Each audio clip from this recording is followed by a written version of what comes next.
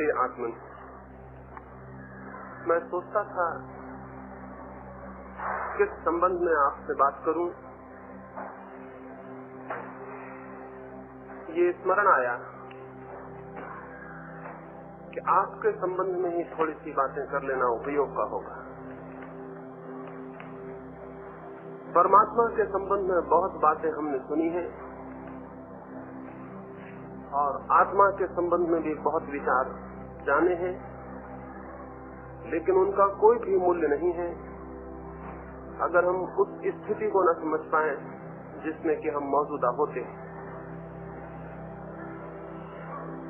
आज जैसी मनुष्य की दशा है, जैसी जड़ता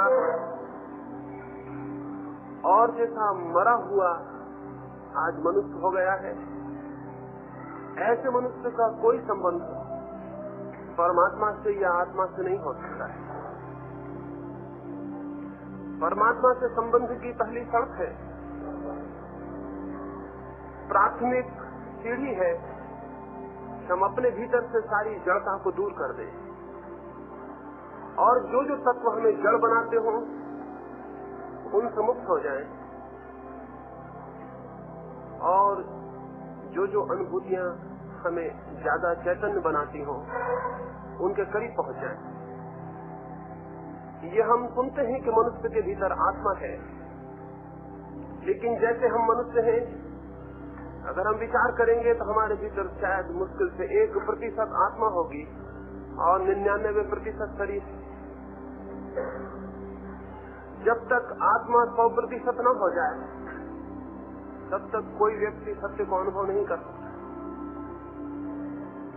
शरीर से मेरा अर्थ आपका जो दिखाई पड़ रहा रूप है उतना ही नहीं है, बल्कि जिन जिन बातों में आपकी चेतना क्रमशः जड़ हो जाती है वहीं वहीं आप शरीर हो जाते हैं। हमें जो भी सिखाया जाता है और जैसा हमारा जीवन है वो धीरे धीरे हमें मनुष्य कम और मशीन ज्यादा बना देता है। हम क्रमशः मशीन होते जाते हैं और जो आदमी जितनी अच्छी मशीन हो जाता है उतना ही दुनिया में सफल और कुशल समझा जाता है। असल में जो आदमी जितना मर जाता है उतना ही ये जगत उसे सफल मानता है। इसलिए पहली बात आपसे कहना चाहूंगा कि अपने भीतर ये अनुभव करें कि आप कहीं मशीन तो नहीं हो गए हैं। एक आदमी 40 वर्ष तक रोज अपने सुबह उठ के दफ्तर जाता है, ठीक वक्त पर खाना खा लेता है, ठीक बातें जो उसने याद कर ली हैं बोल देता है, ठीक समय पर सो जाता है। सुबह से लेकर दूसरे दिन की सुबह तक उसकी क्रियाओं में सारा का सारा यांत्रिक है। धीरे धीरे वो आदमी जड़ हो जाता है, उसके भीतर चैतन्य का सारा आविर्भाव बंद हो जाता है। और जो आदमी इस जड़ता को जितनी तीव्रता से पकड़ लेता है, हम कहते हैं वो आदमी उतना कुशल, उसकी उतनी ज्यादा योग्यता है। और ये सच है कि मशीन हमेशा मनुष्य से ज्यादा योग्य होती है, क्योंकि मशीन कोई भूल चूक नहीं करती है और मशीन ठीक समय पर काम करती है और अपने समय पर बंद होती है। इस जगत का जैसा विकास हुआ है वो क्रमशः इस भांति हुआ है कि हम मनुष्य की जगह मशीन को ज्यादा आदर देने लगे हैं और क्रमशः मनुष्य भी धीरे धीरे मशीन होता जाता है। जो आदमी जितना ज्यादा मैकेनिकल, जितना ज्यादा यांत्रिक हो जाएगा उतनी ही उसके भीतर की आत्मा सिकुड़ जाती है, उसके प्रगतिकरण के रास्ते बंद हो जाते हैं। हम अपने को देखेंगे तो हम पाएंगे हम करीब करीब एक मशीन की भांति हैं जो रोज वही के वही काम कर लेती है और हम इन कामों को दोहराते चले जाते हैं और एक दिन हम पाते हैं आदमी मर गया। मृत्यु इसी यांत्रिकता का अंतिम चरण है। हम धीरे धीरे जड़ होते जाते हैं। एक छोटा बच्चा जितना चैतन्य होता है एक बूढ़ा उतना चैतन्य नहीं होता।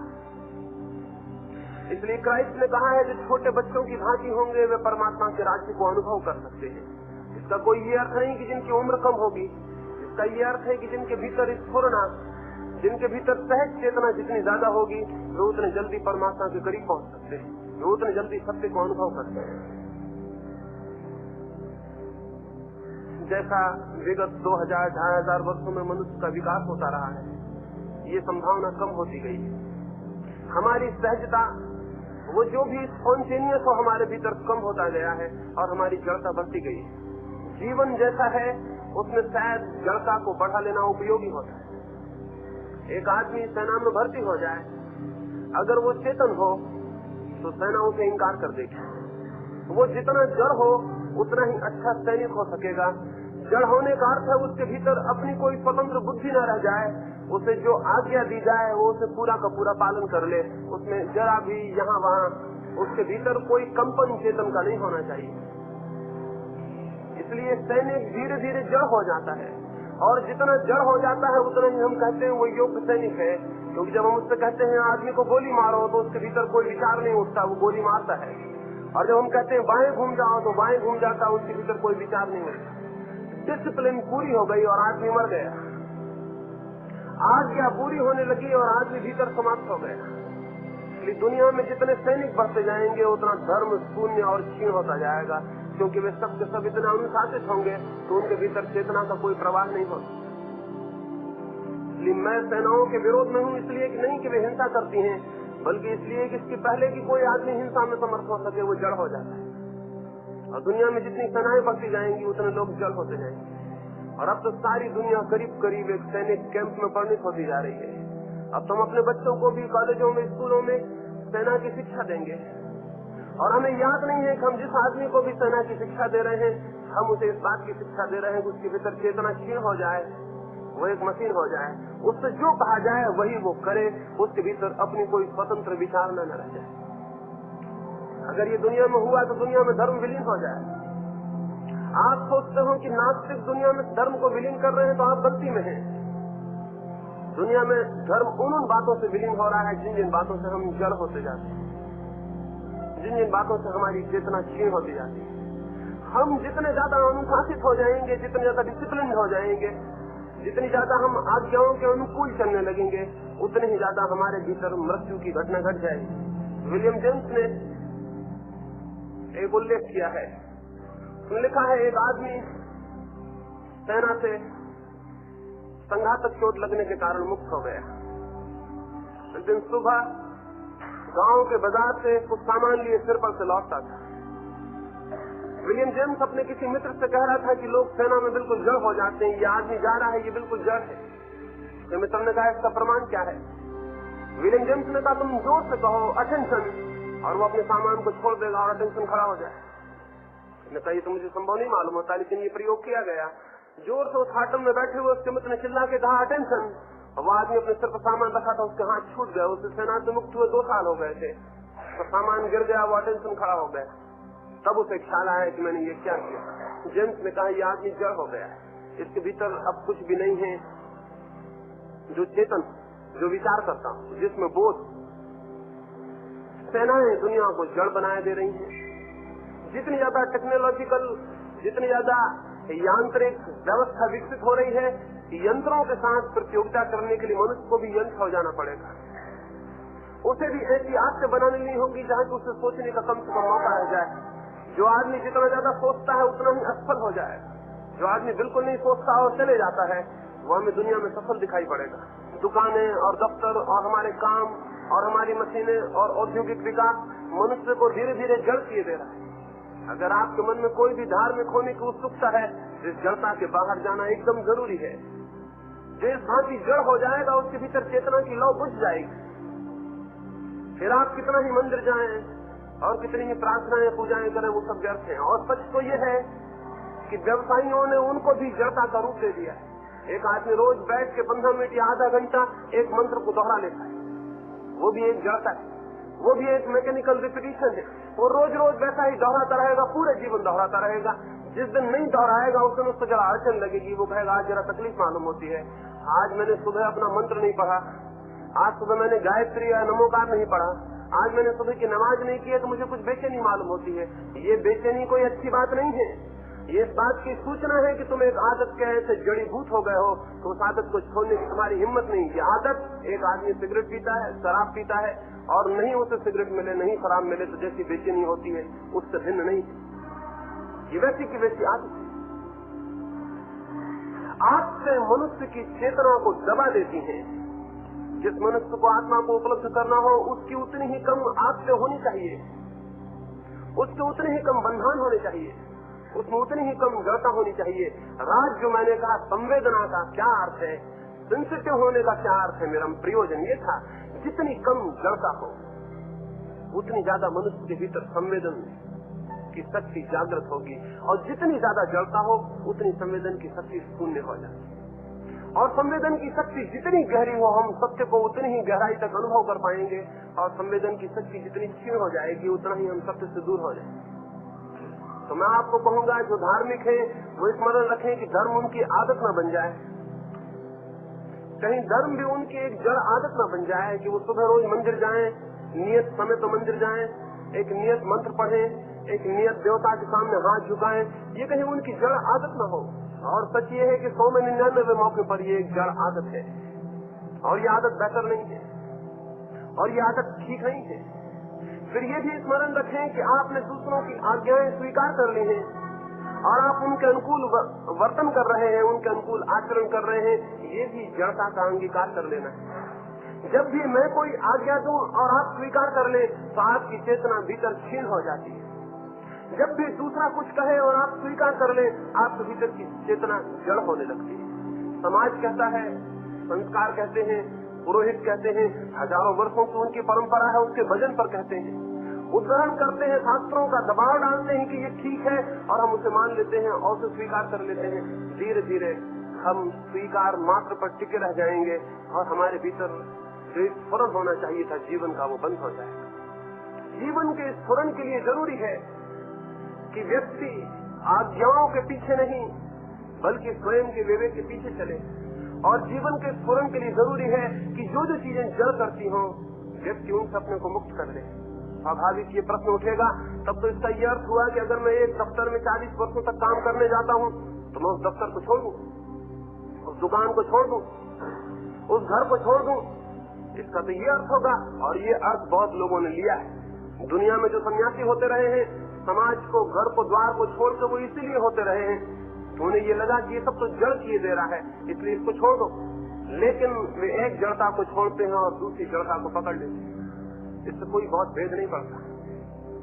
संसार को छोड़कर भागते हैं और संन्यास में जाते हैं और संन्यास उन्हें और भी जड़ कर देता है। मेरा अपना देखना यह है कि मैंने अभी कोई सन्यासी ऐसा नहीं देखा जिसकी संवेदना की शक्ति ग्रस्त की संवेदना शक्ति से ज्यादा हो, कम है, वो और भी जड़ हो गया है। उसके अनुभव करने की सीमाएं और संकुचित हो गई हैं। उसने और इतना दमन किया है और एक पैटर्न पर, एक ढांचे पर अपने जीवन को ढाला है कि उसके भीतर तो और भी चेतना के विकास की संभावना कम हो गई। जो संसार से भाग के सन्यासी होगा वो एक जड़ता से दूसरी जड़ता में गिर जाएगा, इससे कोई बहुत भेद नहीं पड़ता। इसलिए सवाल संसार से भागने का नहीं है, दफ्तर से भागने का नहीं है, घर से भागने का नहीं है। सवाल ये है कि जो भी आप कर रहे हैं वो तो करना होगा, लेकिन ये स्मरण रखने का है कि वो आपके भीतर जड़ता न लाए। और ये हो सकता है आप जहाँ हैं वहीं रहते हुए ये हो सकता है कि आपके भीतर जड़ता पैदा न हो और आपके भीतर संवेदना की शक्ति तीव्र हो, चेतना की ज्योति जले। ये कैसे होगा? इसके होने के कुछ नियम हैं और वे नियम ही धर्म के मूल नियम हैं, वे नियम ही योग की मूल शर्तें। सबसे पहला नियम तो यह है कि जिस व्यक्ति को सत्य को जानना हो वो पलायन की प्रवृत्ति छोड़ दे, एस्केप की प्रवृत्ति छोड़ दे कि यहाँ तकलीफ है इसलिए यहाँ से भाग जाऊं। इससे कोई बहुत भेद नहीं पड़ता। आप जहाँ जाएंगे वहाँ तकलीफ शुरू हो जाएगी, क्योंकि आप जैसे आदमी हैं वही का वही आदमी दूसरी जगह पहुँच जाएगा। मैंने सुना है एक गाँव में सुबह ही सुबह सर्दी के दिन थे और गाँव का परकोटा था। एक बूढ़ा आदमी गाँव के बाहर बैठा, दूसरे गांव से आते हुए एक राहगीर ने उससे पूछा कि क्या मैं ये पूछ सकता हूँ कि इस गांव के लोग कैसे हैं, मैं यहाँ बसने का इरादा करता हूँ। उस बूढ़े आदमी ने कहा मैं ये बताऊंगा जरूर कि इस गांव के लोग कैसे हैं, लेकिन मैं पहले ये पूछ लूँ कि तुम जिस गांव में बसते थे वहाँ के लोग कैसे थे, उसके बाद ही कुछ ठीक ठीक बताना संभव हो सकता है। वो आदमी हैरान हुआ, उसने कहा इससे क्या संबंध है कि उस गाँव के लोग कैसे थे। उस बूढ़े ने कहा फिर भी मैं पूछ लूँ, जीवन भर का अनुभव मेरा ये कहता है कि पहले मैं ये पूछ लूँ कि उस गाँव के लोग कैसे थे। उसने कहा उस गांव के लोगों का नाम भी मत लो, उन्हीं दुष्टों के कारण तो मुझे वो गांव छोड़ना पड़ा है। उस बूढ़े ने कहा फिर और कोई गांव खोजो, इस गांव के लोग बहुत बुरे हैं, बहुत दुष्ट हैं और यहाँ रहने से कोई हार नहीं होगा। और उस बूढ़े आदमी ने ठीक ही कहा। और उस आदमी के जाने के बाद ही एक दूसरा आदमी आया और उसने पूछा कि मैं इस गांव में बसना चाहता हूँ, यहाँ के लोग कैसे हैं। उसने फिर वही कहा कि पहले मैं ये पूछ लूँ कि उस गांव के लोग कैसे थे जहाँ से तुम आते हो। उस आदमी ने कहा उनका नाम ही मुझे आनंद से भर देता है, उतने बेहतर लोग मैंने कहीं देखे नहीं। वो बूढ़ा बोला आओ स्वागत है, बसो इस गांव में, तुम्हें उस गांव से ही बेहतर लोग मिल जाएंगे। हम जो है हम सदा अपने को अपने साथ ही ले जाते हैं। तो जो आदमी गृहस्थी में दुखी और पीड़ित और परेशान था वो सन्यासी होकर कभी आनंदित नहीं हो सकता, क्योंकि वो आदमी तो वही का वो है। कपड़े बदलने से क्या होगा, मकान बदलने से क्या होगा। जो आदमी दुकान पर परेशान और पीड़ित है वो मंदिर में जाके आनंद को उपलब्ध नहीं हो सकता, क्योंकि वो आदमी तो वही का वो। दुकान थोड़ी परेशान कर रही है, मकान थोड़ी परेशान कर रहा है, मंदिर थोड़ी आनंद देगा। वो आदमी जैसा है अपने साथ ही ले जाएगा। ये बड़े आश्चर्य की बात है, अपने से भागना संभव नहीं होता। कोई आदमी अपने से नहीं भाग सकता। आप सारी दुनिया को छोड़कर भाग जाएं, लेकिन आप तो अपने साथ होंगे। और आप जैसे आदमी है ठीक वैसी दुनिया जहाँ आप होंगे फिर आप पैदा कर लेंगे। इसलिए जब गृहस्थ भाग के सन्यासी हो जाते हैं तो वे नई गृहस्थियां बसाने लगते हैं, शिष्यों की शिष्याओं की नई दुनिया बसनी शुरू हो जाती है। जब वे घर को छोड़कर भाग जाते हैं तो आश्रम बसाने लगते हैं। इधर का राज छोड़ते हैं तो वहाँ नया राज पैदा कर लेते हैं। इधर एक तरफ से जो छोड़ के गए हैं नई शक्लों में, वही का वही फिर से खड़ा हो जाता है। और ये बिल्कुल स्वाभाविक है, इसमें कोई अस्वाभाविकता नहीं है, क्योंकि आदमी वे के वे हैं जो कि घर थे, जो कि दुकान में थे। इसलिए जब कोई आदमी दुकान को छोड़कर सन्यासी होता है तो धर्म की नई दुकानें शुरू कर देता है। और दुनिया में जो धर्म की दुकानें शुरू हुई हैं वो उन दुकानदारों के कारण हुई हैं जो कि दुकानदार थे और सन्यासी हो गए। उनकी बुद्धि, उनके सोचने के ढंग, उनके गणित और हिसाब वही के वो है, उनकी वृत्ति, उनकी पकड़, उनकी अप्रोच वही की वही है, वे वही के वो आदमी है। और इसलिए जितने ज्यादा दुकानदार सन्यासी होते जाते हैं उतना ज्यादा सन्यास दुकानदारी में परिणत होता जाता है। दुनिया में सन्यासियों की जरूरत नहीं है, दुनिया में सन्यास की जरूरत है, सन्यासियों की कोई जरूरत नहीं है।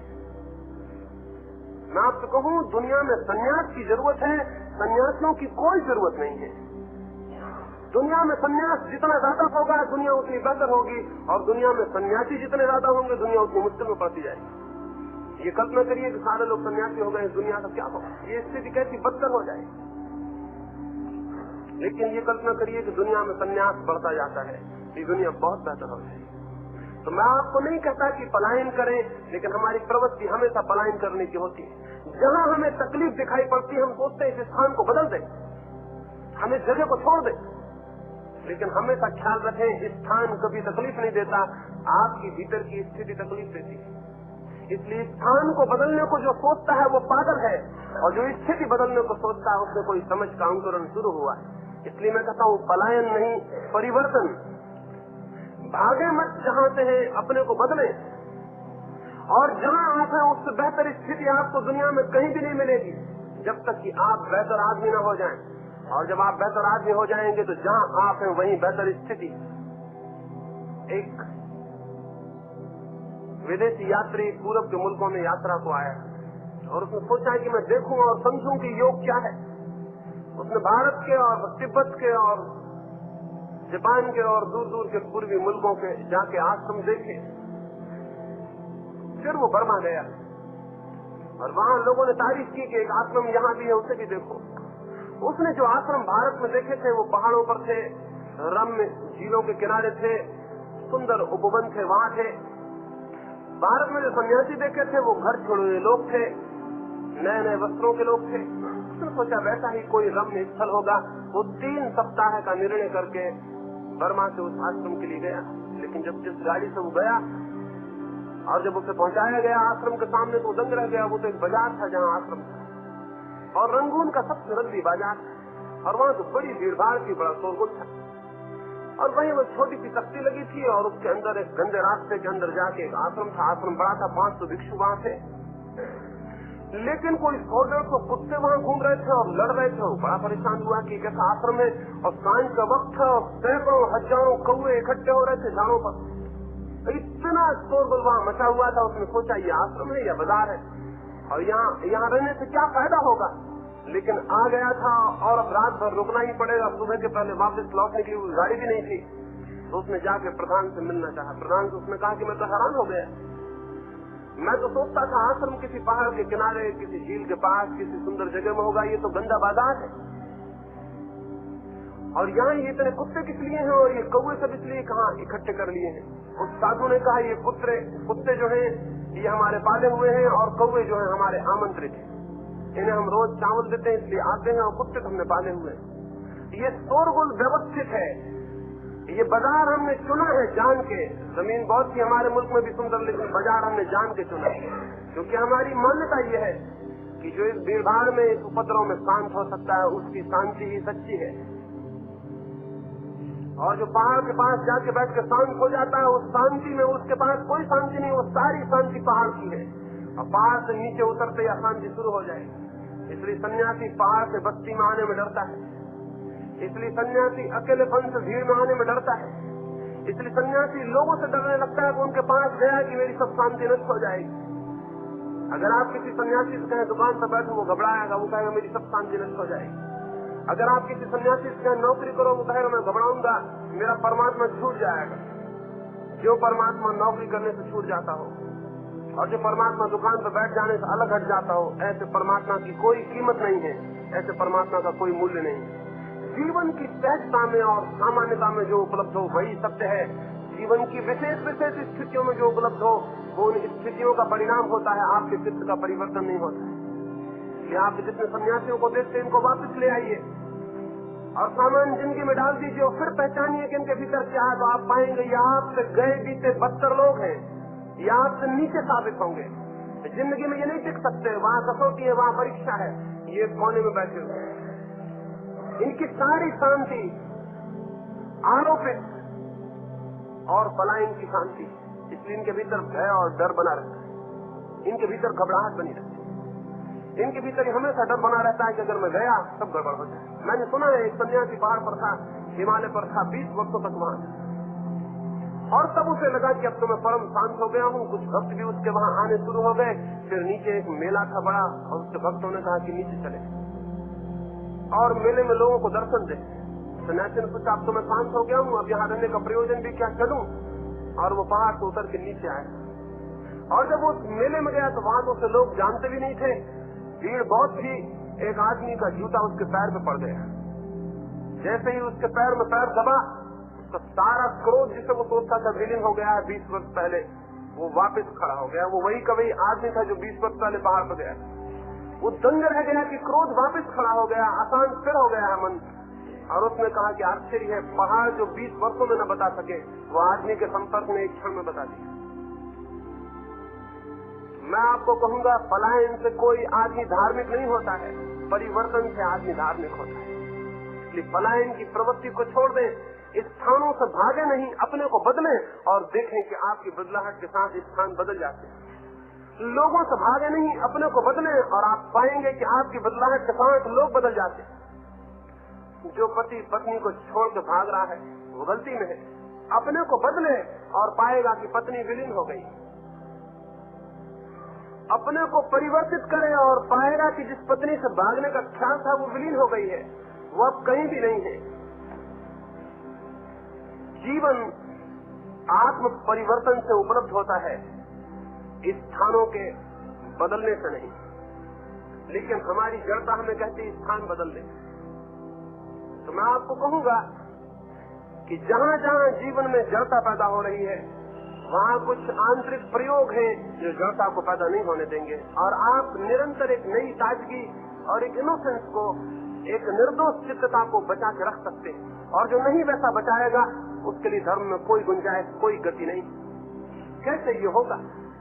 किस भांति मनुष्य के भीतर कुछ चीज जड़ हो जाती है, मर जाती है, चेतना कैसे जड़ हो जाती है? चेतना जड़ हो जाती है क्योंकि अतीत का भार हम पर भारी हो जाता है। हम ऐसे लोग हैं जो निरंतर पीछे से दबे रहते हैं। आप हैरान होंगे, अगर आप 40 साल जी लिए हैं या 50 साल, तो 50 साल का कचरा और भार और धूल आपके चित्त पे इकट्ठी हो गई। मकान तो आप रोज साफ कर लेते हैं, लेकिन चित्त को रोज साफ नहीं करते। मकान से कचरा अगर कोई 50 साल तक न फेंके तो उस मकान की क्या गति होगी? वो आपके चित्त की हो गई। हम रोज इकट्ठा करते जाते हैं, जो भी आता है वो भीतर इकट्ठा होता जाता है। उसके भार के नीचे चेतना की लौ दब जाती है, मध्यम हो जाती है, फिर वो भार ही भार रह जाता है और चेतना विलीन हो जाती है। वही व्यक्ति चेतना की लौ को सजग रख सकता है जो रोज सांझ को जो भी इकट्ठा हुआ है उसे फेंक दे, खाली हो जाए, बीते कल से खाली हो जाए, और जब सुबह उठे तो नए दिन में उठे, नई सुबह और नया सूरज और नए लोग, और भूल जाए कि कल भी कुछ था। और वो जो भी प्रतिक्रियाएं करे, जो भी कर्म करे, वे कल से प्रभावित ना हो, बिल्कुल सहज स्फूर्त हो, आज से ही प्रभावित हो। अगर कल एक आदमी आपको गाली दे गया और आज सुबह आपको मिलता है, तो आप उस आदमी को थोड़ी देखते हैं जो अभी मिल रहा है, वो आदमी कल वाला जिसने गाली दी थी बीच में आ जाता है, और ये जो आदमी सामने खड़ा है ये दिखाई नहीं पड़ता, वो आदमी दिखाई पड़ता जिसने गाली दी थी।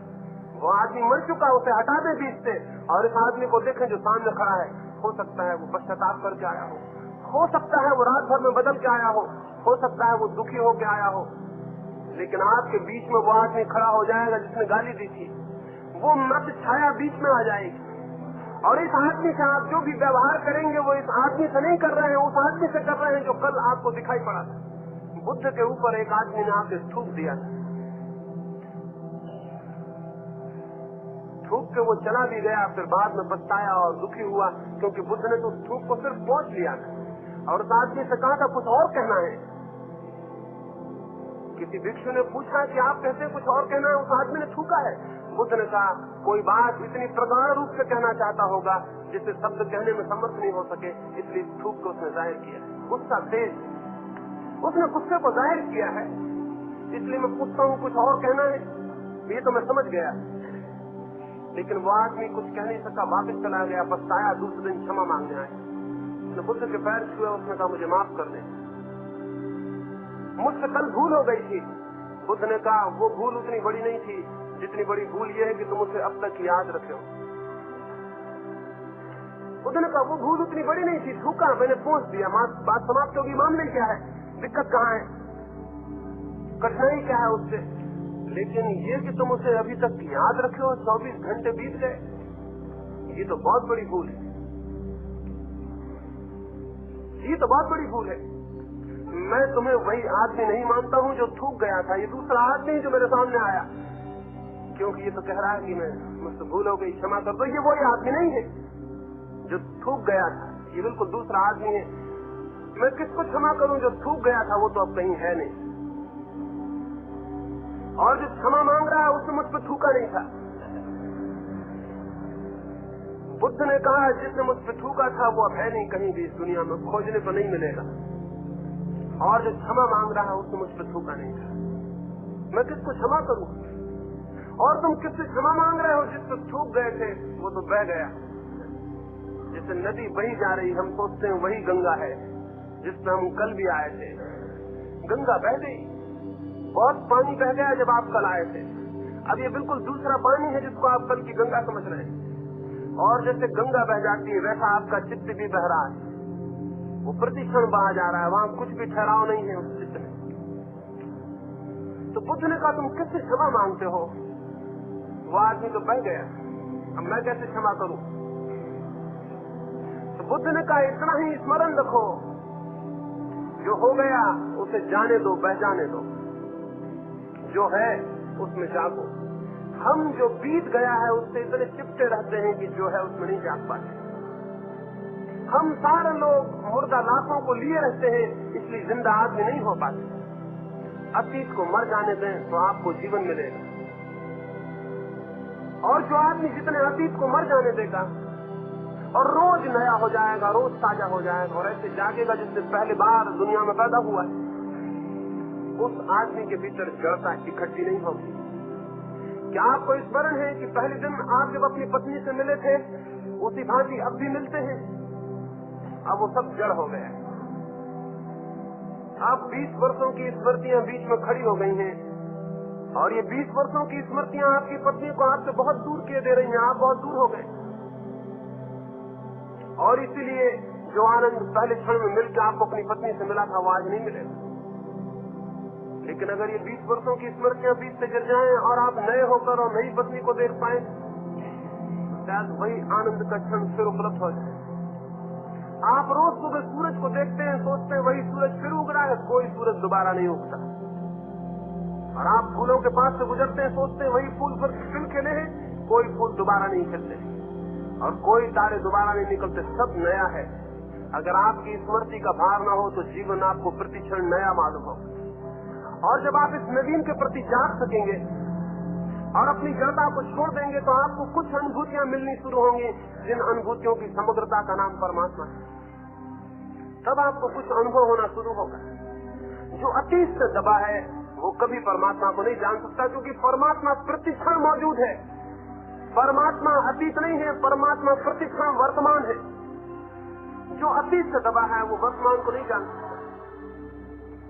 तो आपकी सारी जड़ता अतीत पैदा करता है। एक साधु ने अपने शिष्य को कहा था, तुम जाओ, जो तुम मेरे पास नहीं समझ सके हो वो मेरा एक मित्र है, उसके पास जाकर समझ सके। वो उसके मित्र के पास गया, देख के हैरान हुआ कि जहां उसे भेजा गया है वो तो एक सराय का रखवाला है। जाते से उसका मन ये हुआ कि सराय के रखवाले से मैं क्या सीखूंगा, लेकिन फिर भी भेजा गया हूं तो वो रुका।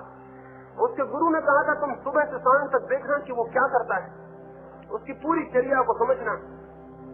उसकी पूरी चर्या को समझी, वो तो सराय का नौकर था, सराय का काम करता था। 2-4 दिन बाद वापस लौटने लगा, वहां तो पाने को कुछ भी नहीं था, लेकिन उसने सोचा मुझे पता नहीं कि रात को सोते वक्त कुछ करता हो, सुबह अंधेरे में जग आता है उस वक्त कुछ करता हो। तो उसने चलते वक्त उससे पूछा कि क्या मैं ये पूछूं कि रात को सोते समय आप क्या करते हैं और सुबह जाग के क्या? उसने कहा कि दिन भर में सराय के बर्तन गंदे हो जाते हैं, रात सोते वक्त उनको झाड़ पहुंच के साफ करके रख देता हूँ, फिर रात भर में उनमें धूल जम जाती, सुबह उठ के फिर उनको साफ करता हूँ।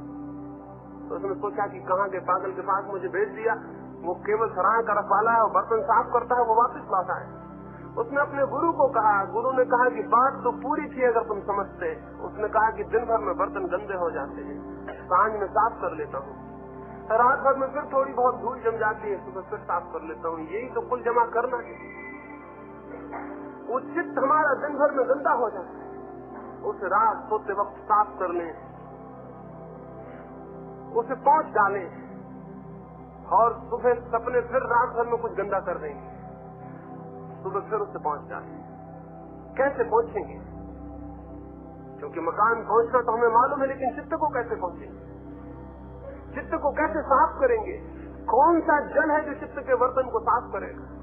मैं आपको कहूं, मौन चित्त को साफ करता है। जो जितना ज्यादा मौन में प्रविष्ट होता है उतना उसके चित्त का बर्तन साफ होता है।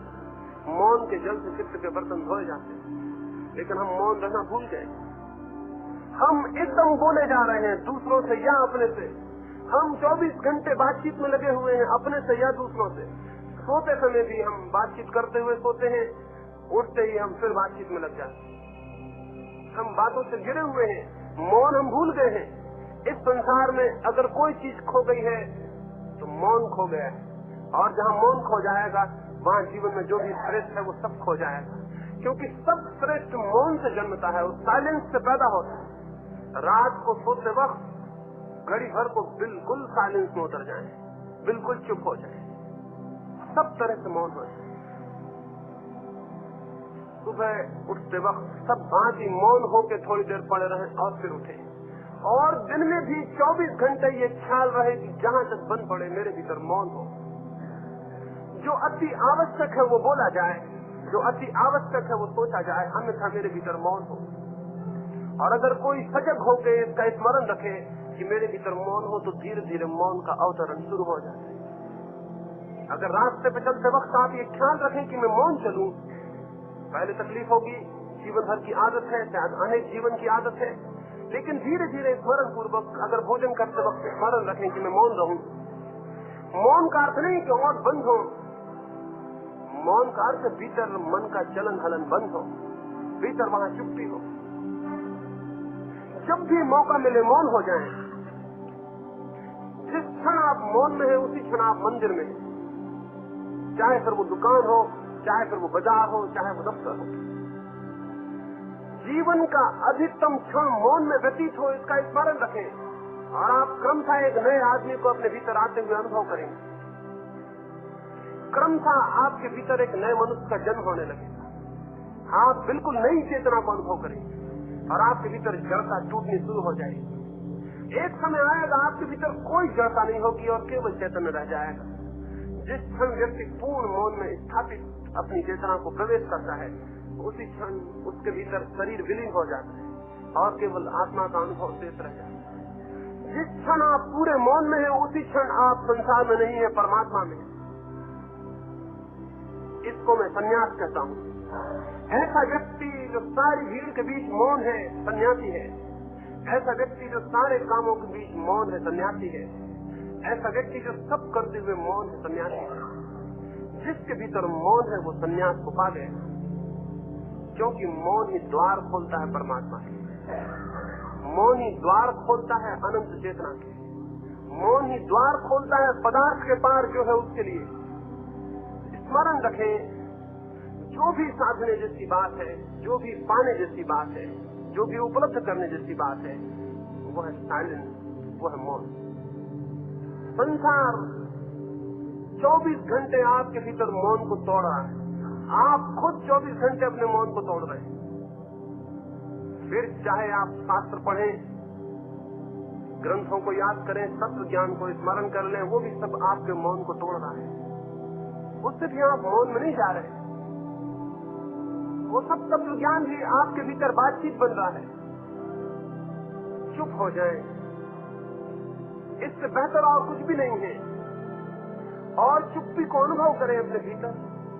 और उस घड़ी में जब आपके भीतर कोई भी नहीं बोलता होगा, जब निबिड़ सन्नाटा होगा, जैसे कोई दूर एकांत में वन में सब शांत हो, कोई पक्षी भी न बोलता हो, वैसा जब निबिड़ सन्नाटा आपके भीतर होगा, तो आप अनुभव करेंगे आप सामान्य व्यक्ति नहीं है। आप देह के घेरे में बंधे हुए व्यक्ति नहीं है।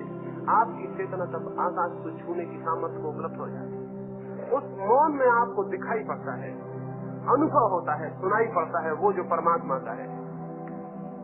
इस मौन को ही मैं प्रार्थना कहता हूँ, इस मौन को ही ध्यान कहता हूँ, इस मौन को ही समाधि कहता हूँ। और इसे साधने के लिए किसी के पास सीखने जाने की जरूरत नहीं है, क्योंकि जो भी आप सीखेंगे वो आपके भीतर बातचीत बन जाएगा। इसे साधने के लिए किन्हीं ग्रंथों को पढ़ने की जरूरत नहीं है, और इसे साधने के लिए किन्हीं पहाड़ों पर जाने की जरूरत नहीं है। जहाँ है वहाँ ही स्मरण पूर्वक इतना ही ध्यान रखें कि मेरे भीतर व्यर्थ की बातचीत न चले, और जब भी व्यर्थ की बातचीत चले तब शांत होकर उसे देखें और कुछ न करें। और आप हैरान होंगे, अगर आप अपने भीतर चलती हुई बकवास को शांत होकर देखें तो आपके भीतर एक नए तत्व का अनुभव होगा जो केवल देख रहा है। बातचीत चल रही है और वो दूर खड़ा है, और तब आपको यह अनुभव होगा कि चित्त बातचीत में लगा हुआ है, लेकिन आत्मा अभी भी मौन है और शांत है। वो जो देखने वाला तत्व है वो आपकी आत्मा है, वो निरंतर मौन और निरंतर साइलेंस में है। उसका थोड़ा सा अनुभव जैसे जैसे गहरा होगा, बातचीत गिरती जाएगी, बातचीत विलीन होती जाएगी। एक समय आएगा आपके भीतर कुछ भी विचार चलते हुए नहीं रह जाएंगे। और जब कोई विचार नहीं चलते हैं तो विचार शक्ति का जन्म होता है, और जब तक विचार चलते हैं तब तक विचार शक्ति का जन्म नहीं होता। जितने ज्यादा विचार हो जाएंगे आप उतने विक्षिप्त हो जाएंगे। पागल के विचार ही विचार रह जाते हैं, विवेक बिल्कुल नहीं रह जाता। इसलिए दुनिया के बहुत बड़े बड़े विचारक पागल होते देखे जाते हैं। वो इस बात का सबूत है कि विचारक सत्य को अनुभव नहीं कर सकता। और आज तक दुनिया में किसी विचारक ने सत्य को अनुभव नहीं किया है और न कभी कर सकेगा। जब हम बुद्ध को, महावीर को विचारक कहते हैं तो हम गलती करते हैं। ये विचारक नहीं है, इन्होंने तो विचार को छोड़ दिया है। ये तो सब विचार को छोड़कर चुप हो गए हैं। ये दृष्टा है, और जो दृष्टा हो जाता है वो सब पा लेता है। एक छोटी सी कहानी अपनी चर्चा को मैं पूरा करूंगा। उपनिषदों के समय में एक युवक सत्य की तलाश में गया। उसने अपने गुरु के चरणों में सिर रखा और उसने कहा कि मैं सत्य को पाने आया। उसके गुरु ने कहा, सत्य को पाना चाहते हो या सत्य के संबंध में कुछ पाना चाहते हो? उसके गुरु ने कहा, सत्य को जानना चाहते हो या सत्य के संबंध में कुछ जानना चाहते हो? अगर सत्य के संबंध में कुछ जानना है तो फिर मेरे पास रुक जाओ, और अगर सत्य को जानना है तो फिर मामला कठिन है। उस युवक ने कहा, मैं सत्य को जानने आया, संबंध में जानने को नहीं आया। संबंध में ही जानना होता तो मेरे पिता खुद बड़े पंडित थे, सभी शास्त्र में जानते हैं। लेकिन जब मैंने उनसे कहा कि मैं सत्य को जानना चाहता हूं तो उन्होंने कहा, मैं असमर्थ हूं, तू कहीं और खोज, मैं सत्य के संबंध में जानता हूं, मैं शास्त्रविद हूं, मुझे सत्य का कोई पता नहीं, तो मैं सत्य को ही जानने आया हूँ। उससे गुरु ने कहा तब ऐसा करो, इस आश्रम में जितने गाय बैल हैं, कोई 400 के करीब है, इन सबको ले जाओ, दूर ऐसे जंगल में चले जाओ ना जहाँ कोई आदमी न हो, और जब ये गाय बैल 1000 हो जाएं, इनके बच्चे होंगे और ये 1000 हो जाएंगे, तब तुम लौट आना। और तब तक एक शर्त याद रखो, जो भी बात करनी हो इन्हीं गाय बैलों से कर लेना, जो भी बात करनी हो इनसे कर लेना, किसी आदमी से मत बोलना, जो भी तुम्हारे दिल में आए इन्हीं से कह लेना, और इतने दूर चले जाना कि कोई आदमी न हो, और जब ये 1000 हो जाए तो वापस लौट आना। वो युवक उन 400 गाय बैलों को खदेड़ कर जंगल में गया, दूर से दूर गया जहाँ कोई भी नहीं था, वहाँ भी जानवर और वो अकेला रह गया। उनसे ही बात करनी पड़ती, जो भी कहना होता उन्हीं से कहना होता। उनसे क्या कहता, उनसे क्या बात करता, उनकी आंखों में तो कोई विचार न था। गाय की आंख कभी देखी है? जब आपकी भी आंख वैसी हो जाए तो समझना कि कहीं पहुंच गए। उस आंख में कोई विचार नहीं है, खोलियो खालियो खून, उन आंखों में देखता, उन्हीं के पास रहता, उन्हीं को चराता, पानी पिलाता, अकेला उन्हीं के बीच सो जाता।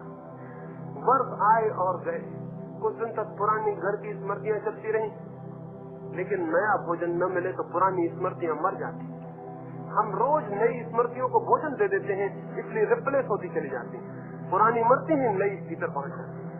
अब नए का तो कोई कारण नहीं था, गाय बैल थे, उनके बीच रहना था, कोई नई स्मृति का कारण न था।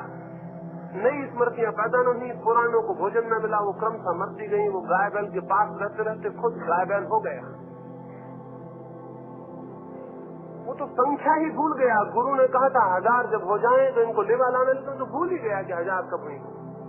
बड़ी मीठी कहानी है। उन गायों ने कहा कि हम 1000 हो गए, वापस लौट चलो। ये तो काटने की होगा, लेकिन मतलब केवल इतना है कि उसे पता नहीं था कि कब गाय बैल 1000 हो गए। और जब गायों ने कहा हम 1000 हो गए, अब लौट चलो, तो वो वापस लौटा। गुरु ने दूर से देखा, वो 1000 गाय बैल का झुंड आता था। उसने अपने शिष्यों को कहा, देखो 1001 गाय बैल आ रहे।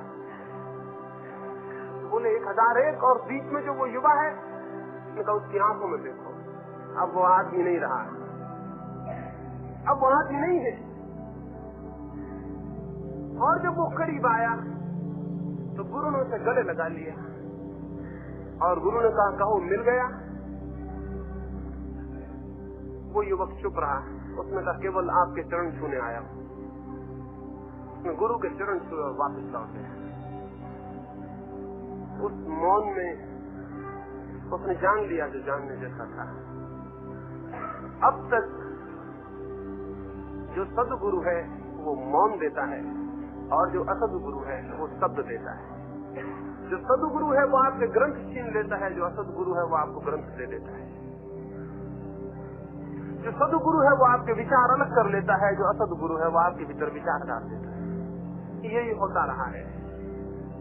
और अगर सत्य को जानना हो, सत्य के संबंध में नहीं, तो मौन हो जाए, चुप हो जाए, और चुप्पी को साधे, मौन को साधे। हमने स्मरण पूर्वक नहीं साधा, इसलिए नहीं साध पाए हैं। साधेंगे, निश्चित ही साधा जा सकता है। क्यों? क्योंकि विचार को साधना ही कठिन है, मौन तो हमारा स्वभाव है। अगर हमने थोड़ा सा भी प्रयास किया तो स्वभाव के झरने फूट पड़ेंगे, जड़ता टूट जाएगी, बह जाएगी, और चैतन्य का प्रवाह हो जाएगा। और स्मरण रखें, जब चैतन्य का प्रवाह होता है तो सारा जीवन आमूल परिवर्तित हो जाता है। तब जो भी होता है वो शुभ है। तब कोई डिसिप्लिन, कोई अनुशासन ऊपर से नहीं लादना पड़ता, कोई चर्या ऊपर से नहीं लादनी पड़ती। जो भी होता है वो शुभ और सत होता है। चैतन्य की धारा को जड़ता से न रोकें। जीवन ऐसा है कि वो जड़ कर रहा है। आपको प्रयास करना होगा कि जीवन की जड़ता आप पर आरोपित न हो। अगर आप इस प्रयास में संलग्न हैं तो आप एक धार्मिक आदमी हैं। हिंदू, मुसलमान, ईसाई होने से आप धार्मिक नहीं हैं। जड़ता के विरोध में अगर अपने भीतर लड़ रहे हैं तो आप धार्मिक हैं। और चैतन्य की आशा में, अपेक्षा में और प्रार्थना में अगर संघर्षशील है तो धार्मिक है। ईश्वर करे आपको धार्मिक बनाए। आप तथाकथित धर्मों से मुक्त हो और धार्मिक बने। आप तथाकथित मंदिर, शिवालय और मस्जिदों से मुक्त हो और धार्मिक बने। इस दुनिया में अगर धार्मिक आदमी का अवतरण हो जाए तो हम मनुष्य को बचाने में सफल हो जाएंगे। अन्यथा थोड़े ही दिनों में सारे मशीनें ही मशीनें दिखाई पड़ेंगी, कोई आदमी कहीं दिखाई नहीं पड़ेगा। आदमी मर रहा है और मशीनें जीती जा रही हैं। धीरे धीरे हम सब मशीनों की भांति हो जाएंगे और ये सबसे बड़ी दुर्घटना होगी। एटम बम या हाइड्रोजन बम इतनी बड़ी दुर्घटनाएं नहीं है, अगर वो गिर जाए तो कोई हर्जा नहीं है उतना, लेकिन अगर सारे मनुष्य जड़ मशीनों की भांति हो गए तो सब समाप्त हो जाएगा। प्रेम और सौंदर्य और सत्य और सुख सब विलीन हो जाएंगे। इन सब का जन्म चैतन्य के विकास से होता है। जड़ता को न आने दें अपने भीतर और चैतन्य को विकसित करें। चैतन्य के विकास का नियम है मौन को, शून्य को, ध्यान को, जागरूकता को अपने भीतर जो जितना विकसित करता है वो उतना मौन को उपलब्ध हो जाता है।